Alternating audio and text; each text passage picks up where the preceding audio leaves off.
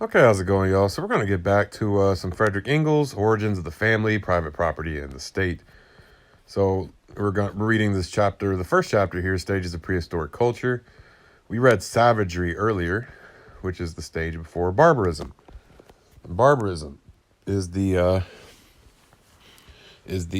current state. Is the one we're going to read now. Not the current. Is not. We are not in a state of barbarism. I mean, unless you live in the United States. No, just joking. Okay, so we're gonna go ahead and get into this. This is the second one, barbarism. Before, what was the previous state? The other state. Uh, the three main epochs: savagery, barbarism, and civilization. Okay, let's get into this. Barbarism. A. Lower stage. Dates from the introduction of pottery. In many cases, it has been proved, and in all it's probable, that the first pots originated from the habit of covering baskets or wooden vessels with clay to make them fireproof. In this way, it was soon discovered that the clay mold answered the purpose without any inner vessel. Thus far, we have been able to follow a general line of development applicable to all peoples at a given period, without distinction of place. With the beginning of barbarism, however, we have reached a stage when the difference in the natural endowments of the two hemispheres of the earth comes into play. The characteristic feature of the period of barbarism is the domestication and breeding of animals and the cultivation of plants. Now, the eastern hemisphere, the so-called Old World, possessed nearly all the animals adaptable to domestication, and all the varieties of cultivable cereals, except one. The Western Hemisphere, America, had no mammals that could be domesticated except the llama, which moreover was only found in one part of South America. And of all the cultivable cereals, only one, though that was the best, namely maize. Owing to these, maize, I say maize. Owing to these differences in natural conditions, the population of each hemisphere now goes on its way, and different landmarks divide the particular stages in each of the two cases. B. Middle stage. Begins in the eastern hemisphere with, so now he's going to talk about middle stage. Begins in the eastern hemisphere with domestication of animals in the western with the cultivation by means of irrigation of plants for food and with the use of adobe, sun-dried bricks, and stone for building. We will begin with the Western Hemisphere, as here the stage was never superseded before the European conquest. At the time when they were discovered, the Indians at the lower stage of barbarism, comprising all the tribes living east of the Mississippi, were already practicing some horticulture of maize, and possibly also of gourds, melons, and other garden plants, from which they obtained a very considerable part of their food. They lived in wooden houses and villages, protected by palisades. The tribes in the Northwest, particularly those in the region of the Columbia River, were still at an upper stage of savagery and acquainted neither with pottery nor with any form of horticulture. The so-called Pueblo Indians of New Mexico, however, and the Mexicans, Central Americans, and Peruvians at the time of their conquest were at the middle stage of barbarism.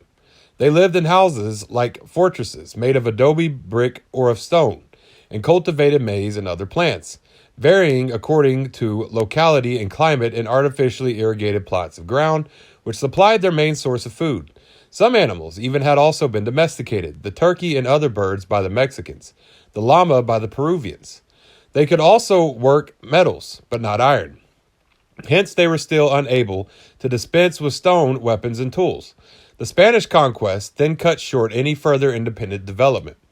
In the Eastern Hemisphere, the middle stage of barbarism began with the domestication of animals, providing milk and meat. But horticulture seems to have remained unknown far into this period. It was apparently the domestication and breeding of animals and the formation of herds of considerable size that led to the differentiation of the Aryans and Semites from the mass of barbarism. The European and Asiatic Aryans still have the same names for cattle, but those for the most of the cultivated plants are already different. In suitable localities, the keeping of herds led to a pastoral life. The Semites lived upon the grassy plains of the Euphrates and Tigris, and the Aryans upon those of India, and of the Oxus and Jaxartes, of the Don and the Dnieper. Not sure how to say that. It must have been on the borders of such pasture lands that animals were first domesticated to later generations. Consequently, the pastoral tribes appear to have come from regions which, so far from being the cradle of mankind, were almost uninhabitable for their savage ancestors and even for man at the lower stages of barbarism. But having once accustomed themselves to pastoral life in the grassy plains of the rivers, these barbarians of the Middle Period would never have dreamed of returning willingly to the native forests of their ancestors. Even when they were forced further to the north and west, the Semites and Aryans could not move into the forest regions of Western Asia and of Europe until by cultivation of grain they had made it possible to pasture and especially to winter their herds on this less favorable land. It is more than probable that among these tribes the cultivation of grain originated from the need for cattle fodder, and only latter became important as a human food supply. The plentiful supply of milk and meat, and especially the beneficial effect of these foods on the growth of the children, account perhaps for the superior development of the Aryan and Semitic races. It is a fact that the Pueblo Indians of New Mexico, who are reduced to an almost entirely vegetarian diet, have a smaller brain than the Indians at the lower stage of barbarism, who eat more meat and fish. In any case, cannibalism now gradually dies out, surviving only as a religious act or as a means of working magic, which is here almost the same thing. Upper stage begins with the smelting of iron ore and passes into civilization with the invention of alphabetic writing and its use for literary records. This stage, if we have seen, only the Eastern Hemisphere passed through it independently, is richer in advances in production than all the preceding stages together. To it belongs the Greeks of the heroic age, the tribes of Italy, shortly before the foundation of Rome, the Germans of Tacitus, and the Norsemen of the Viking age. Above all, we now first meet the iron plowshare drawn by cattle, which made large-scale agriculture, the cultivation of fields, possible and thus created a practically unrestricted food supply in comparison with previous conditions. This led to the clearance of forest land for tillage and pasture, which in turn was impossible on a large scale without the iron axe and the iron spade. Population rapidly increased in number and in small areas became dense. Prior to field agriculture, conditions must have been very exceptional if they allowed 500,000 people to be united under a central organization. Probably such a thing never occurred. We find the upper stage of barbarism at its highest in Homeric poems, particularly in the Iliad. Fully developed iron tools, the bellows, the hand mill, the potter's wheel, the making of oil and wine. Metalwork developing almost into a fine art, the wagon and the war chariot. Shipbuilding with beams and planks. The beginnings of architecture as art, walled cities with towers and battlements, the Homeric epic, and a complete mythology. These are the chief legacy brought by the Greeks from barbarism into civilization. When we compare the description which Caesar and even Tacitus give of the Germans, who stood at the beginning of the cultural stage from which the Homeric Greeks were just preparing to make the next advance, we realize how rich was the development of production within the upper stage of barbarism. The sketch which I have given here, following Morgan, of the development of mankind through savagery and barbarism to the beginnings of civilization, is already rich enough in new features. What is more, they cannot be disputed, since they are drawn directly from the process of production. Yet my sketch will seem flat and feeble compared with the picture to be unrolled at the end of our travels. Only then will the transition from barbarism to civilization stand out in full light, and in all its striking contrasts. For the time being, Morgan's division may be summarized thus. Savagery, the period in which man's appropriation of products in their natural state predominates. The products of human art are chiefly instruments which assist this appropriation. Barbarism, the period during which man learns to breed domestic animals and to practice agriculture and acquires methods of increasing the supply of natural products of human activity. Civilization, the period in which man learns a more advanced application of work to the products of nature. The period of industry, proper, and art. Okay. So, yeah.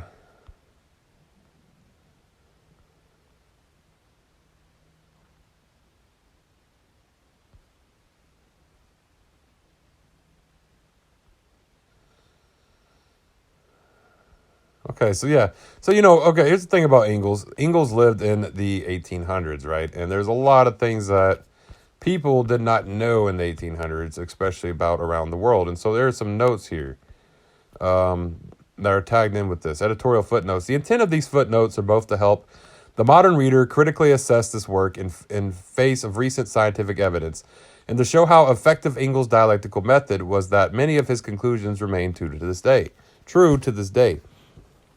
The following chapters do not have editorial footnotes because they are not needed as much as they are in this chapter, and this editor is not as knowledgeable on those other subjects. It should be noted that Engels' predominant focus on European cultures is due to his lack of data on other cultures. These notes were written by MIA volunteer Brian Baggins, July 2000. So yeah, he is doing this off what he knew at the time, right? So let's see. While written in the late 19th century, these characteristics are descriptive of the first hominian genus, Australopithecus, who came into existence 4 million years ago on the continent of Africa and became extinct 2 million years ago. They primarily were dependent on fruits, roots, etc., but likely supplemented this as scavengers. And so that's talking about, though this period may not have lasted thousands of years, this is kind of going back in the very beginning of savagery, you know. Let's see what this next one is. The Australian Aborigines and many of the Polynesians are still in this let's see here. This stage is a reasonable facsimile of Homo erectus. Collection of their own food was predominant. The use of fire is likely. They hunted animals to some extent, and most importantly, these practices allowed for the migration of humanity, settling much of Europe and the Middle East and Asia. There are, however, two significant mistakes. Australian and Aborigines were not in a middle stage of savagery. This was a false characterization used by Europeans to justify the colonization of those people. Similarly, cannibalism is an accusation often made to justify exploitation, and its existence is extremely rare. So yeah, he kind of was like, oh, I guess that they're that. Because at that point, it's kind of like when you see stuff today, like when you assume things about, say, North Korea or China or Venezuela, and it's like these are different. This is a different stage in history. Where if you say some of the stuff that they say about, like, on our media about these places, they're extremely insulting. Like they're extremely but the vast majority of people in the United States will just believe them. They just believe that's how it is. And they think that people there live like they're just choosing to starve, and they're so brainwashed that they won't do anything to their leader, is just one guy, and he's such a mean guy. And like, it's kind of this ridiculous narrative that the vast majority of Americans believe today. So he was probably under the impression, because he didn't have any way else, they didn't have the internet back then. You know, Australian Aborigines and Polynesians could not get online and say, hey, no, look, we're not just docile, like, people who are like allowing people to treat us this way. Like, we are just people we're adults, and we have, the way that we do things. So up until that point, even Engels didn't have that, so that's something to keep in mind, that some things here will sound kind of, I don't know, racist, but again, like, think about how people are going to see how Americans view North Koreans, especially considering the fact that the United States, killed 20% of North Korea in the 50s, and now Americans are already like, oh no, North Koreans need to be saved. Like they can't handle their own country. All this stuff that we see in our media is true, no matter what. It's all they know. The same way this is all Engels could know about.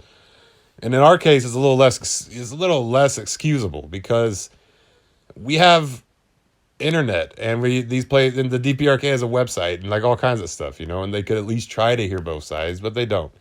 And Engels would have probably tried to have heard both sides if that was possible, because that would be dialectics. He probably would have loved to like find stuff out about, the Australian Aborigines and Polynesians, just to figure out where humanity, what humanity is as a whole, to understand where humanity comes from. That's what they were finding out. We, here in America, these people who always just believe whatever hits their TV about, say, even Iraq or whatever, no one's trying to figure stuff out there. Or Syria or any of these places. They always need saving from, the right and the left in the United States. That was what they call themselves here. Let's see. So some of these, like current estimates, are that the domestication of animals occurred in 11,000 BCE, where agriculture began around 9,500 BC. The theory that brain size correlates to intelligence was discredited by the end of that's what. Yeah, like this is how far back this is that brain size. There was actually they believed that brain size, like the theory that brain size correlates to intelligence was discredited by the end of the 19th century. This theory was used to justify both gender and race inequities for over a century. Modern theories about intelligence relating to physical characteristics, including size, are highly nuanced. So, yeah, I mean, that's another thing is that at that point, they're like, oh, that's how we measure it is with the brain, like, the size of the brain. Another thing that even Engels is stuck in, super colonization mode of what's going on during that time. His only world was only people who were colonizing the rest of the world. And the people who could come back and tell him about things, well, they would have the capital to be able to do that. They could go to America, justify all the horrible things they're doing in America, and then come back and be like, oh, it's all justified because their brains correlate to how smart they are, and their brains are smaller, and that kind of language. This is inaccurate. The Mesopotamian, 1000 BC, Egyptian, 3000 to 500 BC, Harappan, 2500 to 1000 BC, and Chinese, 2000 BC to 1800 CE. Civilizations long preceded the Europeans in this stage. The Greeks were the first in Europe at around 500 BCE. Further societies throughout the Western Hemisphere, Mesoamerica, developed their own writing and metallurgy. Morgan and Engels failed to recognize that the majority of humans on Earth reached this final stage before European colonization. Yeah, so, to it belongs the Greek of the heroic age, the tribes of Italy shortly before the foundation of Rome, and the Germans of Tacitus, and the Norsemen of the Viking Age. Okay, yeah, so there's some Engels. We're getting to see like how Engels might have theorized the world, and this is important to know, It's important to understand that, so. All right, y'all. Well, y'all have a great day. If y'all want to follow me online, Marxist Saw, Facebook, Twitter, YouTube, TikTok, Tumblr, Medium. Follow me there, and y'all have a great day. Do that,